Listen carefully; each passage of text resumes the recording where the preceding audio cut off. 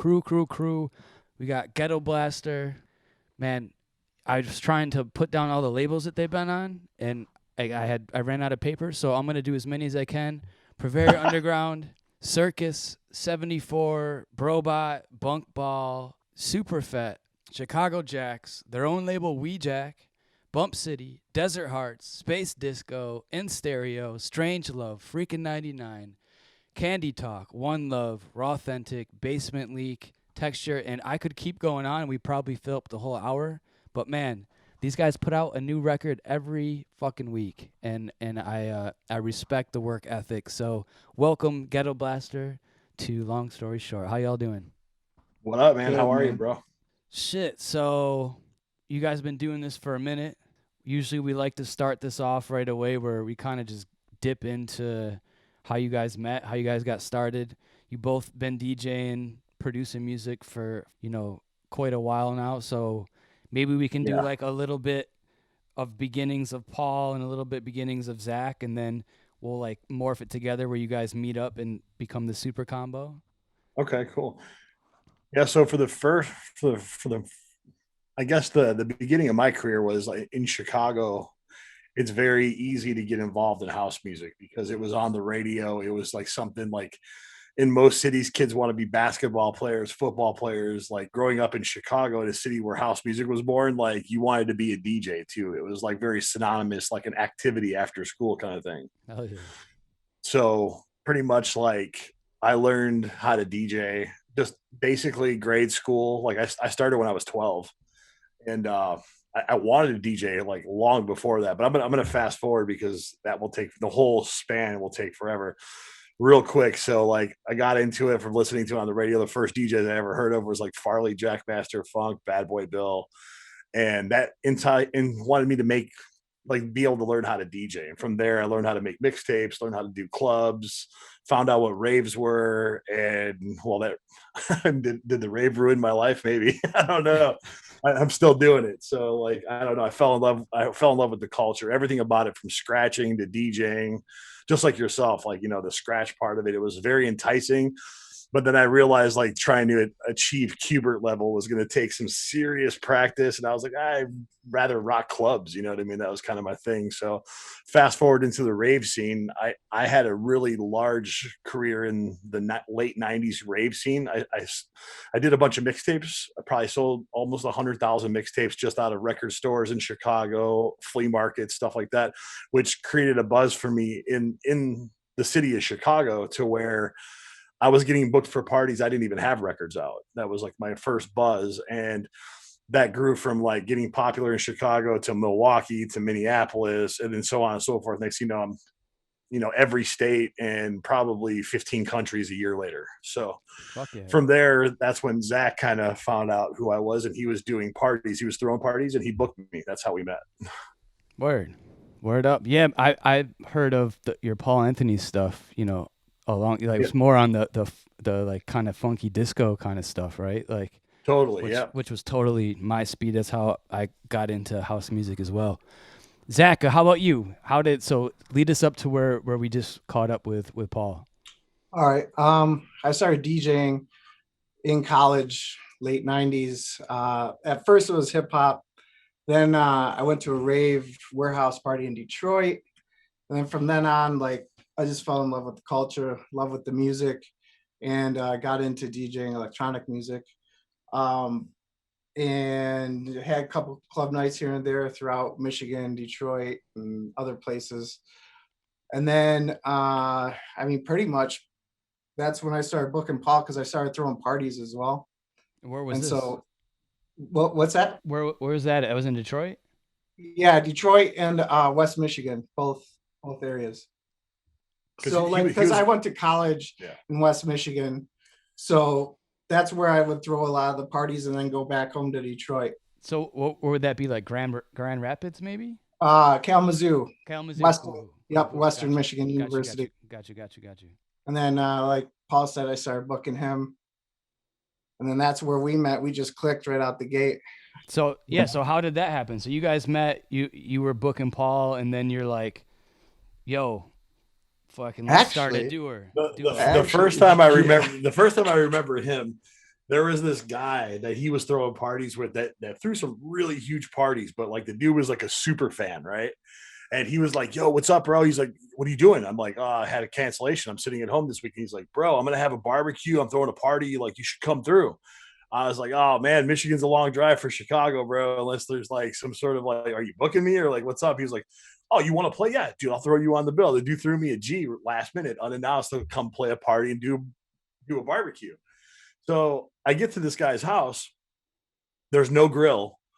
There's no party. There's this dude sitting on the fucking couch playing John Madden. Oh, And I was like, so I sat down. It was a little awkward. So I sat down and he's like a total football dude. I'm like totally not a football dude, but I'm a video game guy. So I picked up a controller. I'm like, "Oh, you think you're good at this shit?" This guy's like, "Let's go." He's running plays, doing all this shit. I'm throwing Hail Marys, 50-yard passes, and I just beat the shit out of him. Like, literally, it was so frustrating because like I was running passes. All he was doing was fucking throwing, like just winging it. Like, what the fuck is fucking going on? crushed him like 100-0. Like, it was pretty bad. enough to where he do everything though, right? That's how we fucking Hail Mary. So dude threw the controller, and that was like the end of the football stuff. Yeah. So, and on the flip, so my guy who fucking talked to him and had him come up, he's like, "Hey, bro, you want to come up to my house? Paul Anthony's coming up. He's gonna hang out. We're gonna do a barbecue or whatever. Like, we're just gonna chill and like kick it, you know. And nobody else is here, so like, get up here if you can or whatever." So 4 hours later of me sitting there, I was like, "Hey, man, is there a grill? I don't even fucking see a grill, bro." And dude's like, "Oh, you really want a barbecue? Hold on." He calls up his boy. He's like, "Yo, man, I got Paul Anthony here, bro. Like, bring me a grill." Yeah. So his boy brings a grill. He sends his grill to the store. And then here we are 4 hours after that. I'm like, "Is there a party?" He's like, "Dude, you really want to play?" Oh, I'm like, "You paid me to come here." "Yeah, dude, I thought that's what I was here for." He's like, "Let me make a phone call." Called some people throwing a warehouse party and was like, "Hey, I got Paul Anthony here. He's going to come headline your party. I already paid him. Don't worry about it. It's on us." That's how I met this guy. Yeah, man, that sounds like some rave shit. I love those kind of total rave shit, bro. And the party was sick. It was like 1,000 people. They moved over a couple headliners and put me on in the spot. So I was like, "All right, cool, fuck it." Well, every once in a while you have one of those fans that you don't like. They have a bunch of money and they're down to just like they just want you to hang out, basically. Basically, yeah. They like that. I like it too. Actually, it's kind of fun. I mean, traveling, bro. Like it's like fun. I mean, like I'm sure you can agree at this point. Like you can move to any city in America and you have like a group of friends everywhere. Yeah, hell yeah. That to me is one of the, like I'm so grateful for that shit. And like the one of the coolest things about traveling around and basically meeting new people and partying with them or playing music for them or making them dance, like you get a connection, and like you do that for enough years, then you got connections with people all over the place. And it's always, usually you have very good connections with countless amounts of people that just love music and love to dance. And like, what better job is that? It's a wild thing. Yeah, seriously. And I like to go to like, Food Network spots and stuff too. So we're always like trying to find good food and like meet people. It was funny going with him to Europe the first time because like he had never really been a huge traveling DJ. He was just doing Midwest stuff. So it was funny because like it was awesome and funny at the same time because I like to make fun of him. We're best friends, so it's the easiest thing to do. Yeah, right. But especially when you live with someone. But it was cool and humbling to a certain extent because like he had never been to another country. And I remember the first time we played in Amsterdam and London and Paris, like he was kind of weirded out because we were walking around in Amsterdam and he was like, "Bro, we're walking past people and they're saying our name. Like they're saying Gettoblaster." I'm like, "I mean, bro, we're at a music conference. They probably buy our records." So I'm like, "Dude, like we put out a lot of records." Oh, yeah. And it was just crazy. The one dude walks up to us at our first party and he was like, "Hey man, you look like Paul Anthony." I was like, I am. And he was like, "Oh, that's cool, man." He was like, he's like, "Yeah, I've been a huge fan of yours for years." He's like, "What are you doing at this party?" I'm like, "Well, we're Gettoblaster." He's like, "Get the fuck out of here." He was like, "I'm a huge fan of Gettoblaster, and you guys don't have a picture up on your logo. I didn't know that was you guys." He goes, "That makes sense. Crazy." So we had done like a 6-city tour in Europe at that time. And this dude followed us to every city. He was in Poland. He was in France. He was in England. He followed us all over the continent to every party we played. It's pretty crazy. And he was just like, "Holy shit, I can't believe it's like this." I'm like, sometimes it is and sometimes it's not. It's crazy where you see people and run into people and then people just kind of follow us around like that. It's pretty cool. It's humbling, Man, a good friend of mine who was a traveling DJ before I started traveling, I remember a really good friend of mine. I remember bumping into him in the airport randomly in Texas, or I forgot where we were. And I was just like, yo. And he's like, yo, he's like, dude. And it was right when I first got signed to AM Only. And like I was finally getting shows and traveling. And he was like, your world is about to get a lot smaller. And he was like, and that's really like the more traveling, the more traveling you do as a person, I think the world gets smaller. But when you're touring and you're making the connections with people and be like, oh, I know you from the internet, and I know you from now it's Twitch. That's why I'm so excited to get rolling out, because there's so many Twitch homies now that I'm like, I don't know what anybody looks like. I know their Twitch handles now, but like it's the same thing where it's a fucking beautiful thing, man.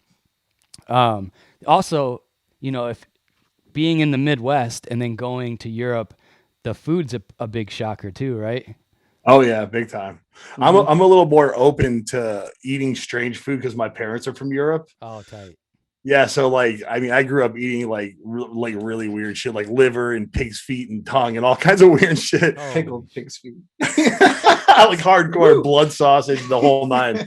Zach's like a meat and potatoes guy, so we usually could find a steak for him anywhere, and I'm like, whatever, let's do it. Yep. the first stranger time I the went to better. Amsterdam, have you ever had shit? What is it called? Dutch shrimp, I think it's called.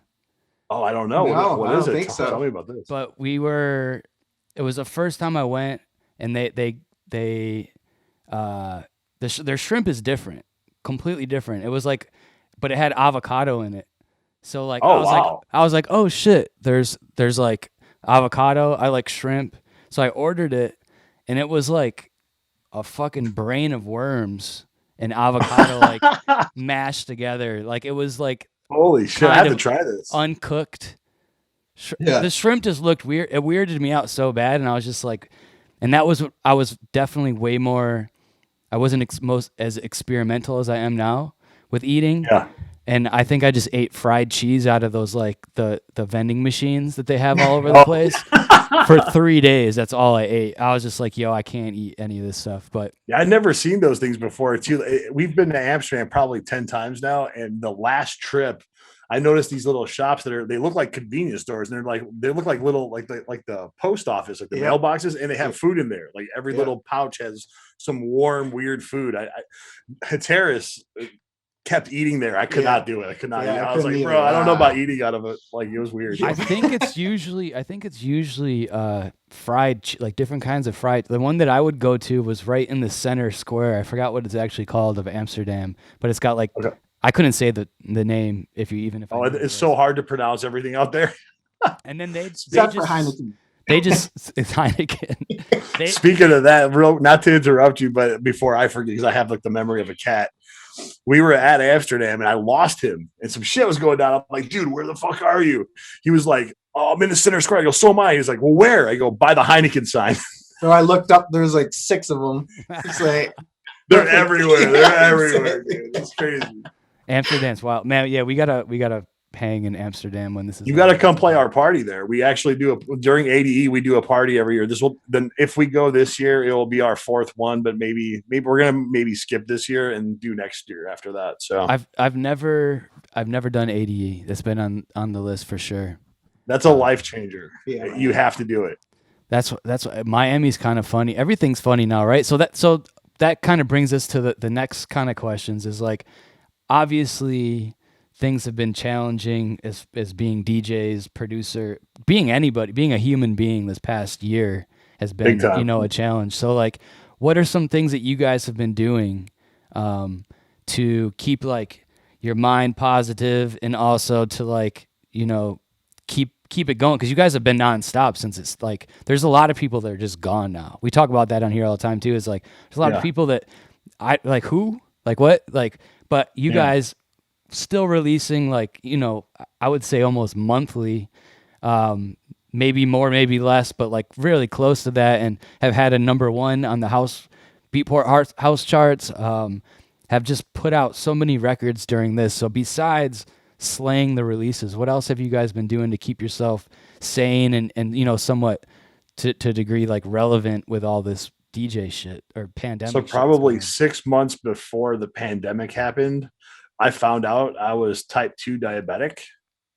So, which I had quit doing drugs around that time. Like I wasn't like heavy drugs, but I was definitely doing a lot of cocaine. It's terrible for you. Like, and not that I want to get into all that, but it was just like a life changer that I stopped. Yeah. And I thought maybe I fucked something up in my body because I couldn't feel my feet. I was freaking out. And I went to the hospital and found out that I was diabetic. And they were like, yeah, you should probably not do drugs either. So I quit doing all of that stuff. And I've gotten addicted to being super healthy. So like, yeah, like I had a couple crazy things happen to me in the past too. In 2010, I almost died. I had a stroke. It was crazy. Fuck, So man. I had lost 100 pounds there, and probably in the what since probably 2.5 years, I've lost another 100 pounds. So I've lost about 200 pounds now. And during pandemic, me and Missy at least have gotten addicted to like finding healthy stuff to taste good and try to make the best shit that we could possibly make food wise and work out. Like we were averaging 40 to 50 miles a week jogging and running every week during pandemic outside of music. Like we were trying to like hike and just do everything we possibly could to like stay sane and stay healthy. Hell Yeah. yeah. Physical activity. I mean, man, working out, walking, whatever, just kind of clear your mind too, you know? Hell yeah. Yeah, man. It's And it's eating really well. I think without this guy too, like honestly, like I went through some depression right when this first started like happening and stuff. I was just like, what is going on? You know, kind of down and out. And like having a partner, I mean, man, he like pulled me out of it, you know? So like I'm really thankful for that, because otherwise like I was headed down a dark hole. Hell yeah. I'm definitely like a military type too. I'm like, yo, where the fuck are you, bro? Come downstairs. I didn't see this guy for like a month at one time. Yeah. I was like, we got some shit to do, bro. Where are you? I need you. I need my partner. I need my partner in crime, you know? So Man, that's fucking awesome, because it really, it was the most testing of time. Like, we've all been through some shit, but this last year has been through some incredible. shit. That's probably why that you were, able to handle it so well, is that you had just went through your own pandemic basically, right? So like, Yeah. that's why I think some of the newer guys that were blowing up that are just gone now, like completely gone, like fell off the face of the earth. And I understand like wanting to like be like, yo, like what's the point? What's going on? Like, so us that have been through the ups and downs of the music industry and life, like it makes you kind of be like, shit, we go through this shit all the time. Like there's always some fucking crazy shit going on. So the pandemic, once you get over it being a global pandemic, and you're like, man, this is just another one of those fucking things that we're going to get through, and we're going to become better and bigger and stronger after all of it. But it's testing ass time. So that's awesome that, you guys got each other's back like that and really came. Yeah, the nice thing about before pandemic too, like one thing we started doing as a group was we started realizing setting up for the next 6 months. Like, bro, literally it was a day by day thing. We never even gave a shit about the next 6 months. So like somewhere it clicked. I was like, okay, we have our first Dirty Bird release coming out. What's next? I was like, we need to focus on the next 6 months. And then we lined up a Confession release the 2 weeks after, and then a Basement League release a couple weeks after that. And we were like, all right, so we noticed that we were getting the full, I guess you could say, value out of releasing music by planning the next one and planning the next one. And it's kind of the secret, because a lot of people kind of just randomly do shit, and like there has to be some sort of structure outside of that once it becomes a business. Once you rely on this as a business and it's no longer just a hobby, like there has to be structure. There just has to be. I was actually on Clubhouse the other day, and someone actually said something in one of the chat rooms that was like how to market your product, and it wasn't even like DJ stuff. It was like a clothing line. And they were talking about pre-release, release, and then what happens after. And I'm like, holy shit, that's like music. Because like I set up for all this stuff. I start tossing the ideas out there, planting the seeds with my big DJ friends.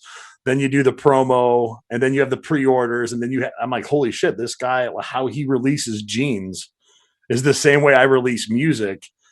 and this guy's like an uber billionaire, and like there's obviously some method to the madness. And I was like, wow, I saw structure, you know what I mean? I'm like, wow, we do this without even like thinking about it. And I was like, so now that I'm actually realizing what we're doing, it makes a little bit more sense. So like we planned for the next 6 months, and it was funny because when pandemic hit, our residency in Ibiza canceled. We were supposed to do that last summer.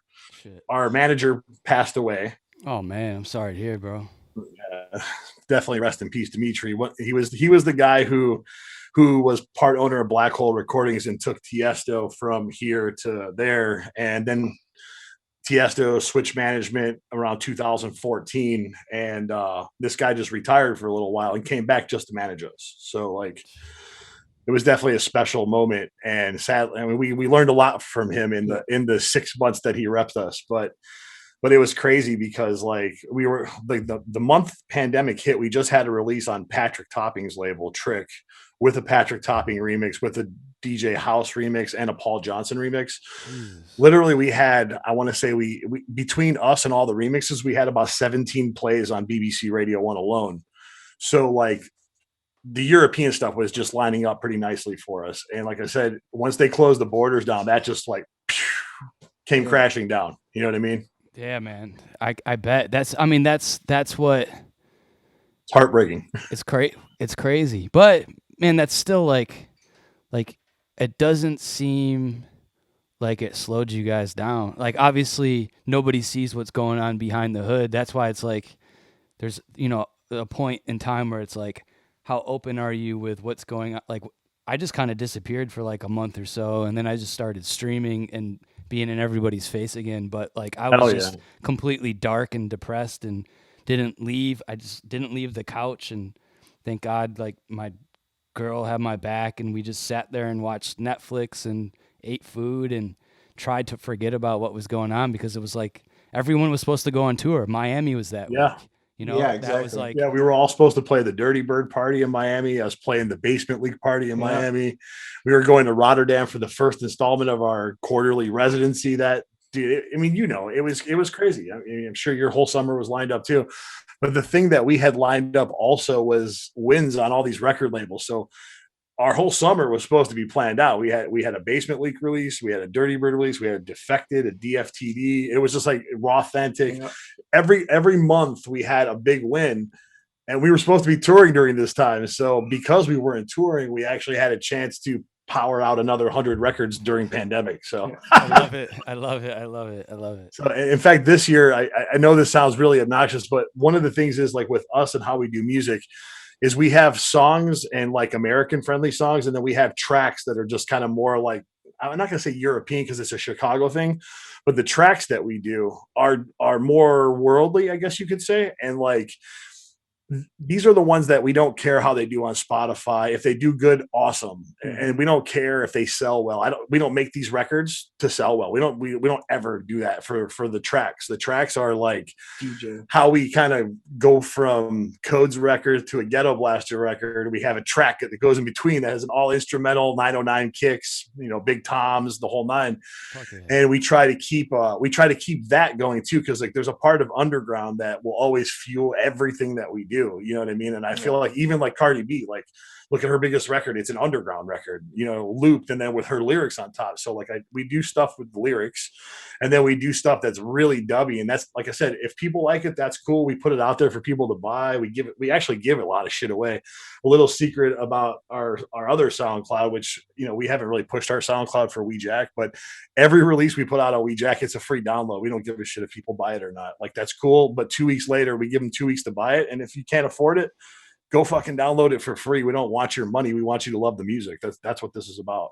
So. Man, that's why I think that we get along too, is like kind of cut from the same cloth of like the underground is the king, and like that's 100%. That's why I DJ. That's why I made music. That's why obviously it's dope to like get big looks and play big shows and get paid lots of money and stuff. But at the heart of it, we're like DJs that came from wanting to DJ, not to be a Tiesto or not to be whatever, but to be like a dope ass DJ, whether you're the dopest DJ in the underground or the dopest DJ in the world. And like, that's, I don't know. I respect that. I think that's dope, man.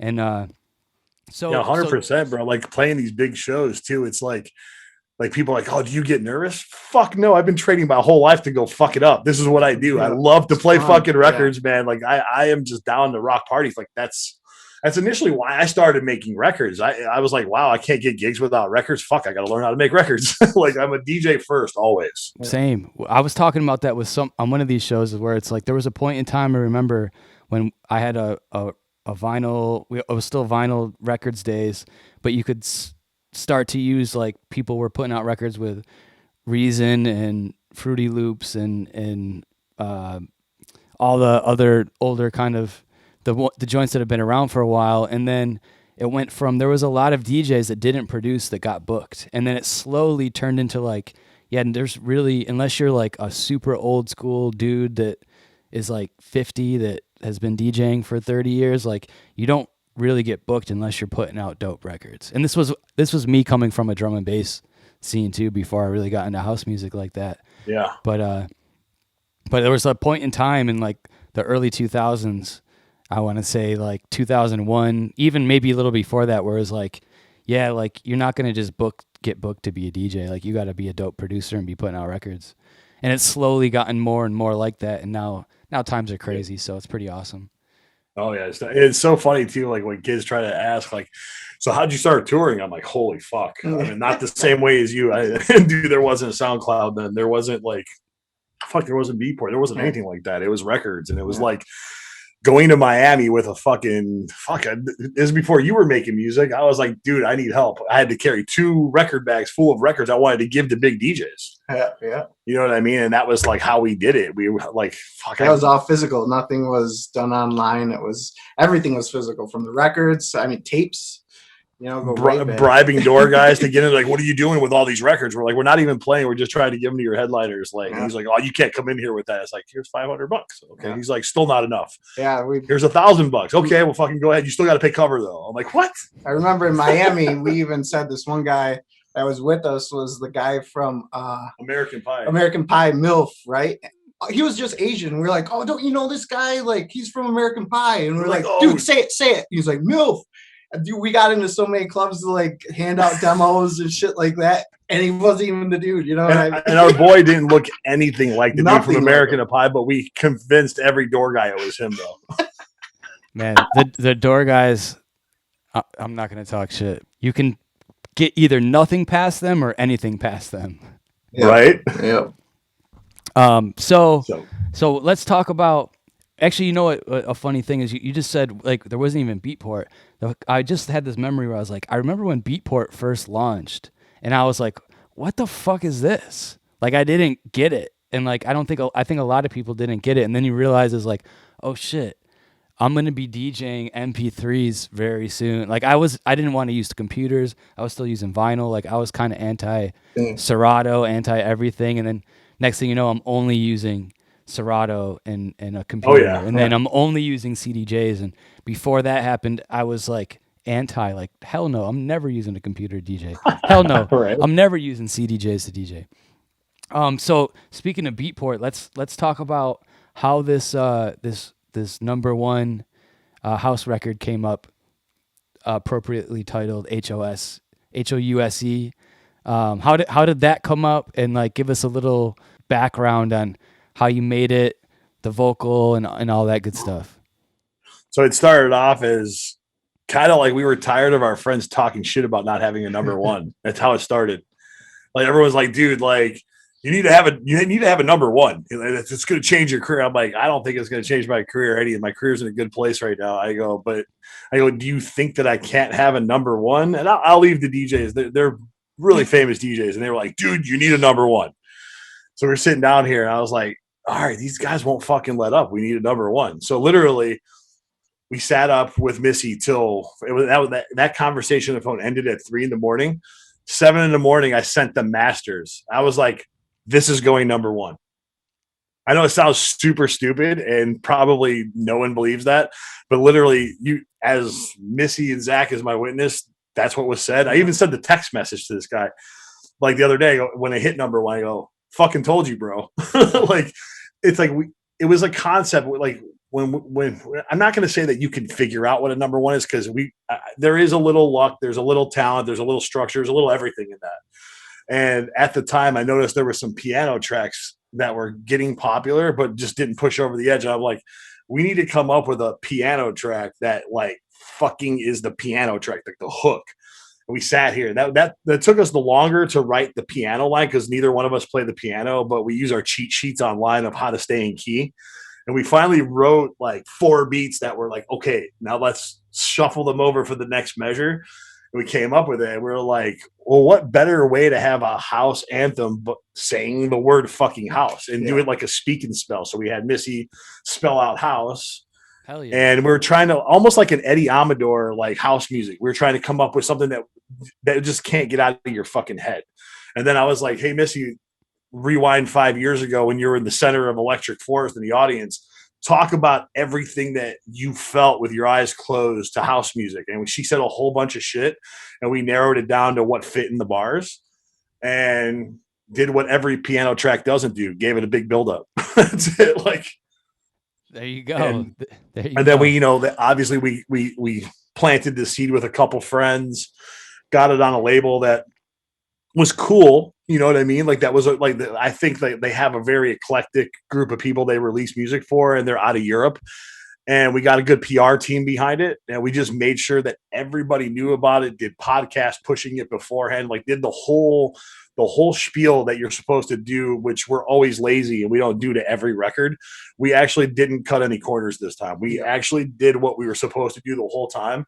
And I'm blessed to honestly say that partial luck, partial our friends who really promoted it. And I mean, it was like we post it and 50 people would share it, which we don't get that on every record. Yeah. And I really feel like our friends were excited that we actually didn't make a booty track. And we kind of just like switched it up and actually made a house song. And like, it's unbelievable how many old school friends to new school friends really got behind us. And I have to thank everyone who was behind it, from the label to the PR team to our friends, really pushed this. And everyone came together, and in a matter of 4 days, we were already in the top 10. And then we spent 54 days at number 1.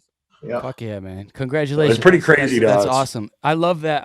How that was like, you were like, this is what we're going to do, and this is how we're going to do it. And I feel like that's how you do it. I mean, it's like, how do you get I feel like that's the battle most of the time. Cause like, that's why it's hard to structure a big record, because you have to have the idea. The idea is the most important shit. And there had to be some familiarity, because there was a couple old records from the 80s that actually spelt out house music also the way Missy did. So we were like, let's try to grab, because if you see in the Beatport charts, everything's like some remake of something. This isn't necessarily a remake, but this was like, it was a callback to something that people do remember. So like, it was a little bit of everything, you know what I mean? And we tried to put all that. Thanks. I appreciate that. And like I said, it was, you always try to do that on certain things, but it doesn't always happen. It kind of happened this time. Hell yeah. Well, shit, congratulations and big up. So you guys all live together? Yeah. Fuck yeah. That's I think that's an awesome, you got like a little Gettoblaster house family. So shit, what is next? What's coming up? What's in the, you guys have like 5 million more releases coming up before the end of the year? Yeah. Or what's going on? Totally. I think this week we have coming up, we have a release on Tommy Sunshine's Brooklyn Fire. It's a tribute to the very first radio station that I ever heard house music on, ever. And we did it with one of our old school friends, Terry Mullen, who is like the king of the acid house rave scene or whatever. So long story short, he was like, there was like a radio station, WBMX 102.7. And there was a radio host named Armando. He was like, this is Armando. You're listening to 102.7 WBMX. Let's get back in the mix. So we sampled that from one of the mixes off of YouTube. Just that part where he's just announcing the radio station. We just made this killer acid track. So that comes out on Friday. Tommy probably loved that. Tommy Chicago, right? Yeah, 100%. I knew him when he was working over at Dust Track, so it was crazy. The whole rave scene, like I said, those guys are all friends, and we just kind of stayed friends throughout the years. That's this Friday. Then the week after, we have a release on Movell Tracks, which originally started in Paris and moved over to London now, and that's Big Dope P and Feeds' label. Oh. And they're the ones who kind of put the actual footwork stuff pretty big in Europe. They're the guys who got behind all that. So they have a love and taste for Chicago Jack and stuff. And they don't always they do footwork mostly, but they don't always do it. And he likes our music, and he picked up a release from us, which is coming with a mixed mag feature also. Is that the feeds from Ed Banger feeds? Yeah. Oh shit. Yeah, that's why I played before him in Amsterdam at the festival that I was talking about before. Hell yeah. Dude's super cool, man. I think Uffy was his girlfriend, I think, or something like that. Yeah, he produced all of Uffy's music. That's crazy. It's all connected. It's all connected. A small little world there. And then what do we have? We have a release on Dim Mac after that. Tight. And then we have one coming in, the Dirty Bird compilation coming up. There's a I don't even know if I'm allowed to announce that. Oops. You didn't hear anything. We'll cut it out. Yeah, no, it's all good. Whatever.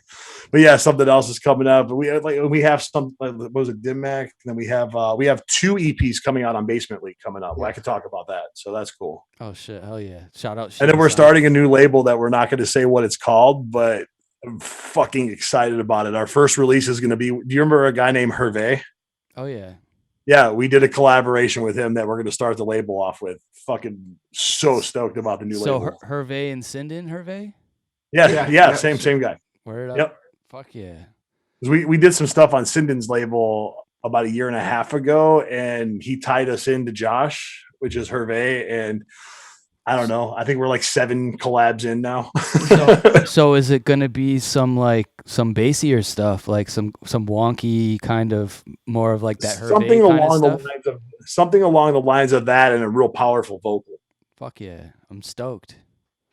I think we might have played it on the mix. So I think.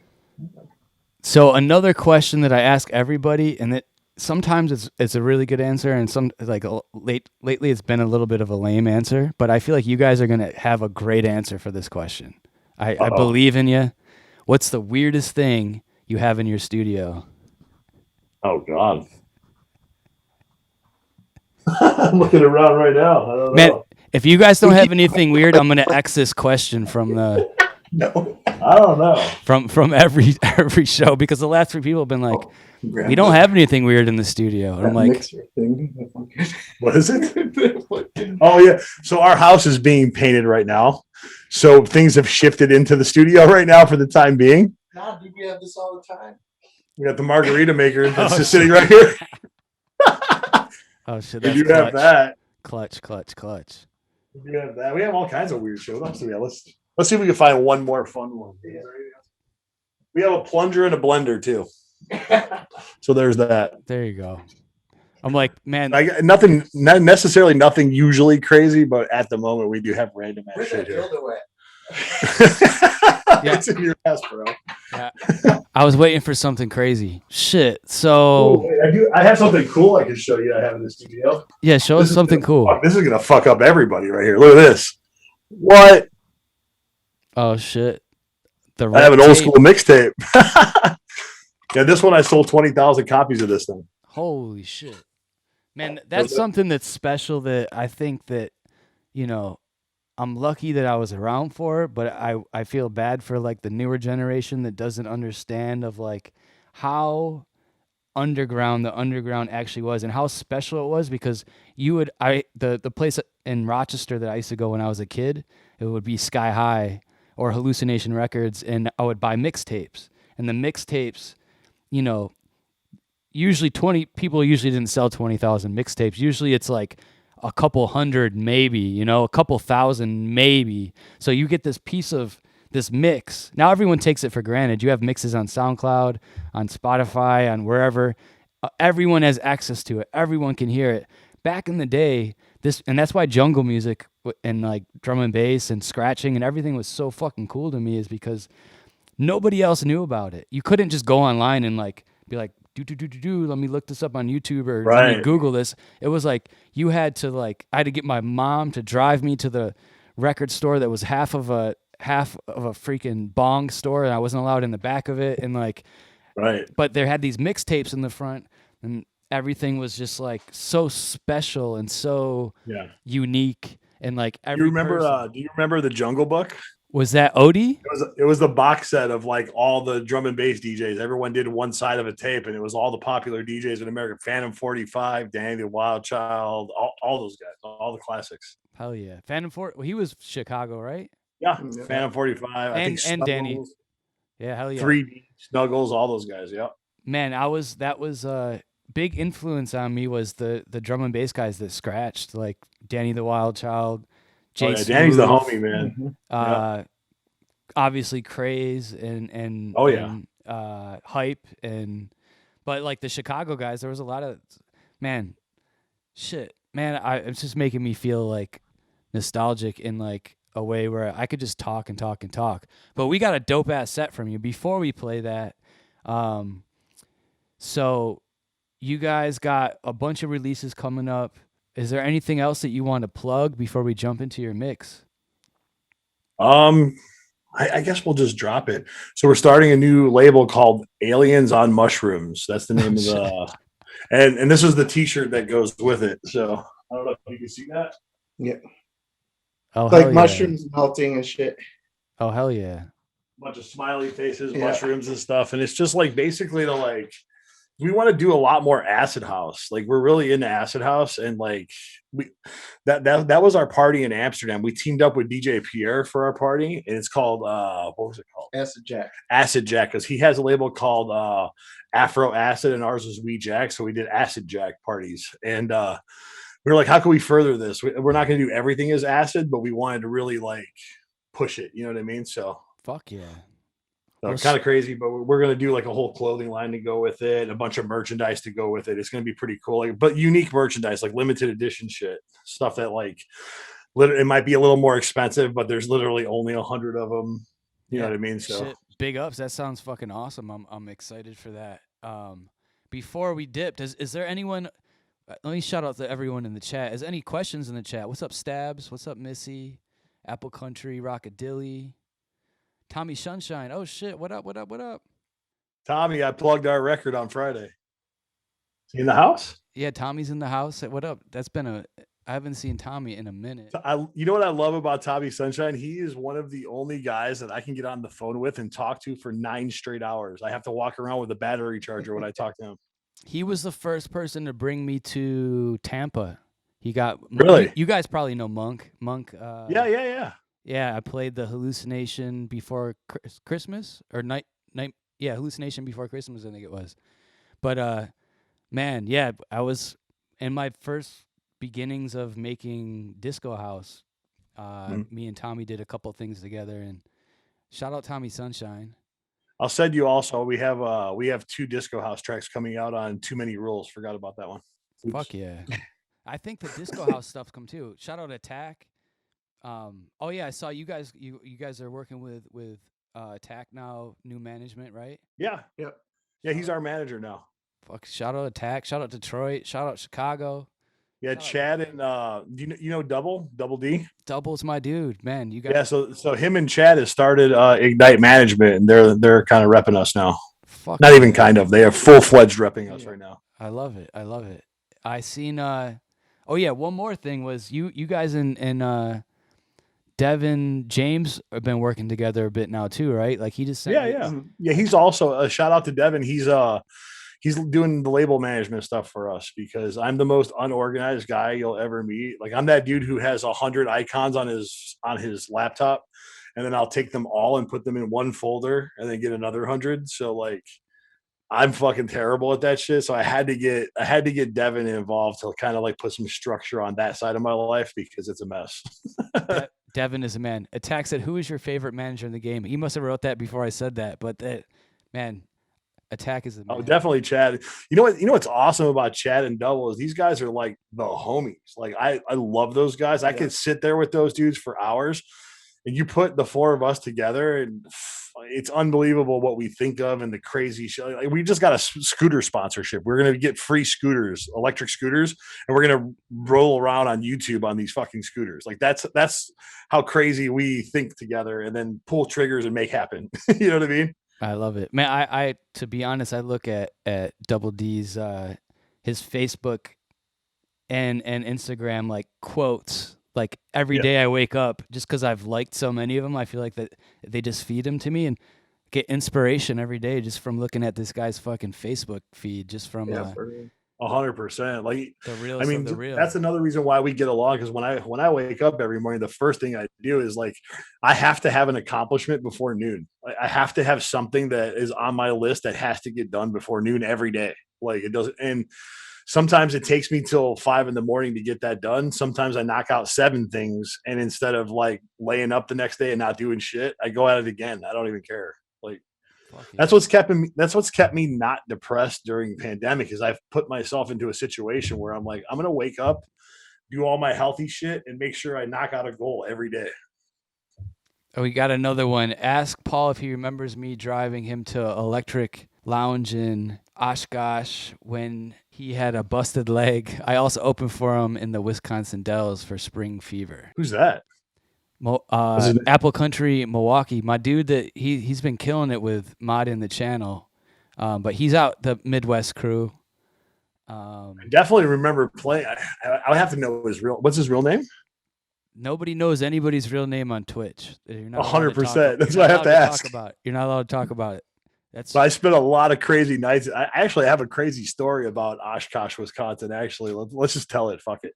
So me and Nigel Richards were there, and we were like, let's cook everything in this dude's fucking refrigerator. we Oh good? shit. No, we're good. We're good. We're good. My bad. Oh, we're Keep good. going. Keep going. Yeah, so basically we were at this house party after the gig, me and Nigel, and we were like, let's cook everything in this guy's fridge because we found this giant pot and we just put it on the fucking stove. We took all the food out of this kid's fridge and put it all in one pot. I'm talking French dressing, pizza, roast beef, you fucking name it. We put it in this thing. And it had the most horrendous smell you could ever think of. And we looked at each other after we cooked it for like 20 minutes. He's like, you gonna try it? I was like, fuck no, I'm not gonna try it. So some fucking wasted dude walks up and he was like, hey, can I get some? Dude, yeah, go for it, man. It's delicious. This dude he's like, he ate a whole bowl and said, dude, can I get another bowl? I was like, we looked at each other like, what the fuck? And we tried it. It was the most incredible, weird tasting shit that I've ever had in my life. He's literally the most suit and tie motherfucker you'll ever meet in your life, and you'll do the craziest shit with that guy. Fuck yeah. Love that dude. So we're gonna pop up into your guys' mix. Thank you guys so much for coming through. Yeah, thanks for having us, man. Yeah, thanks, man. You know, I'm ready to get out. I'll see you guys at camping, right? Well Yeah. What day are you playing camping? We're actually playing Thursday. It's going to be us and Mikey Lyon on Thursday night. Shit, I haven't booked my ticket yet, so maybe I'll come up Thursday. I was just looking to come up Friday and Saturday. But maybe I'll come up Thursday and fucking stay. Yeah, a little secret for everyone too. We should have some new tracks that are going to be completed by that time. We're going to drop 2 new ones that we're doing with DJ Glenn, and a new one we're doing with Bruno Furlan. So we'll make sure we drop those at Camp In. Dope. Shout out the Brazil crew. Jesus Christ! So who don't you have a record with?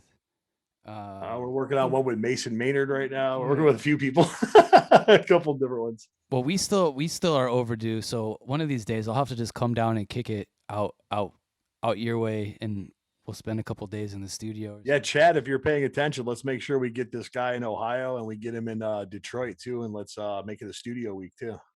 Man, Chad's been trying to, and I've been like, nah, dude, it's a pandemic. I can't. And like, yeah, that was last year. Now I'm good. Now I'm like, I'm about to get the vaccine and do all this shit. So I was gonna ask, are you vaxxed yet? We're all 1 shot in right now. Yeah. I was trying to sign up for it today, and I just got so fucking pissed, and I was just like, Yeah. it was a mess. But I was the gangster one out of the group. I signed up in Ohio and I drove 4 hours to go get my shot.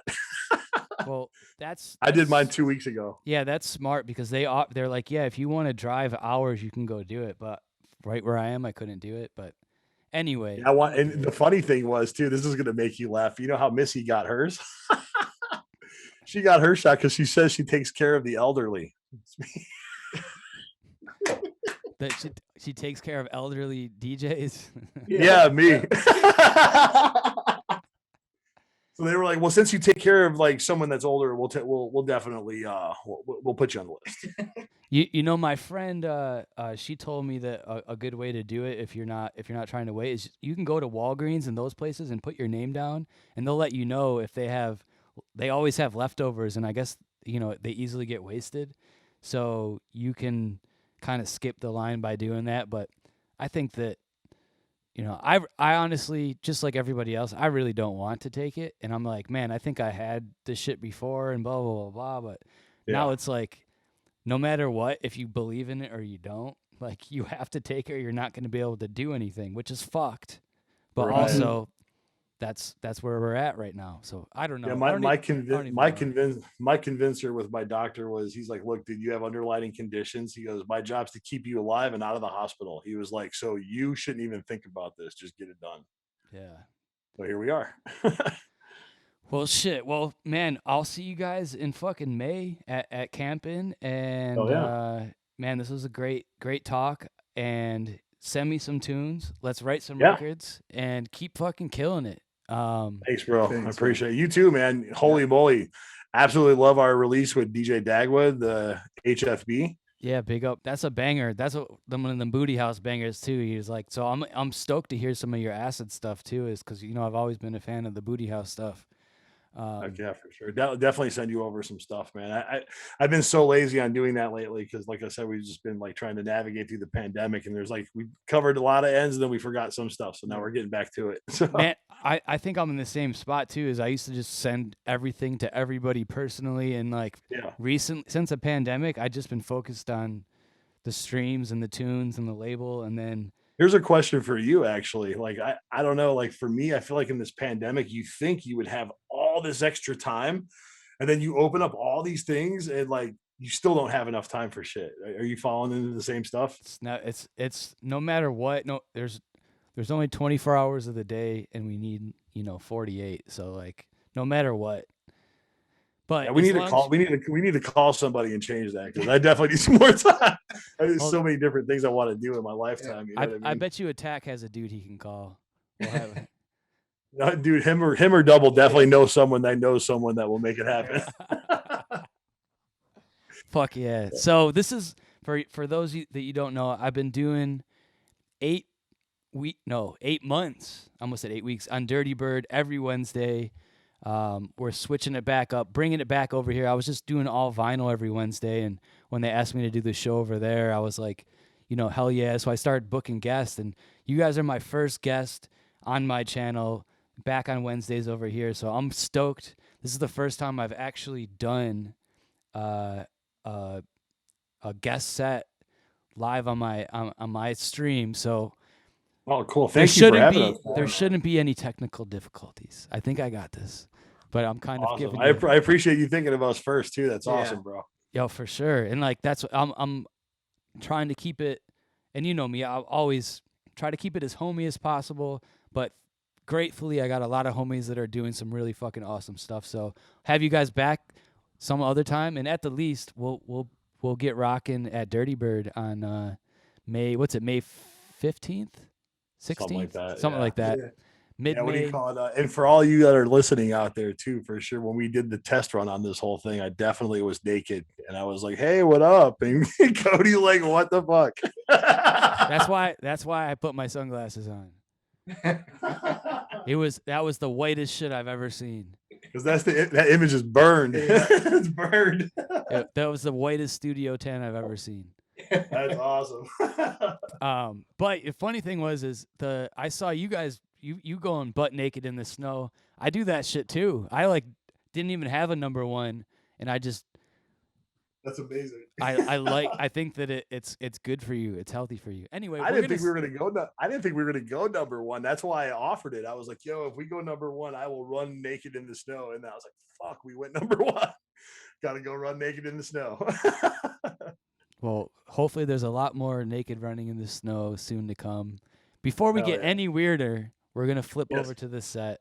Make sure you're following Gettoblaster. You guys have a Twitch handle too, Gettoblaster Music. Everything's Gettoblaster TV. We haven't even done one yet because we kind of been doing a lot of guest spots, and we wish we could do one, but we're gonna do one eventually, I think. So make sure you guys follow all of their stuff all over the place. Oh yeah, I have a tip. If you ever go making snow angels or jumping in the snow naked again, make sure that the day before it wasn't icy snow, because when I did it, shit. it was a snowstorm, so there was like a good foot of powder, But once I plopped in and started moving my arms and my legs around, I came back out and I was like, man, that was awesome. So I went and did it the front way too. I did it front and back. And then I went shit. downstairs and looked in my mirror, and I thought I was having an allergic reaction. So I thought I just had these red marks all over my body, and I realized that it was little tiny cuts from ice. Oh yeah, The wow. bottom layer of ice, so that every time I took a shower for the next like week and a half, it just burned. Like I had little tiny my cuts like, God. all over my body. Just a tip. That sucks. I'll leave you with that. But it was worth it. I'm awake now. Good. That's the real. It does wonders for your immune system. But anyway, you guys, love you guys, man. That was awesome. Let's link soon. I'll see you in May, and keep the tunes coming. Stick around. These guys are gonna have a super dope guest set, and then after that, I got the turntables hooked up. I'm gonna do a couple more. I still got to figure out what the hell I'm gonna play, but I'll see you guys in a minute. Crew, Gettoblaster. Make sure you guys are following them. Love Shout you out all guys. the crew. We Jack. Much love, crew. Thanks, fellas. Yeah, thank you, man. Thanks, bro.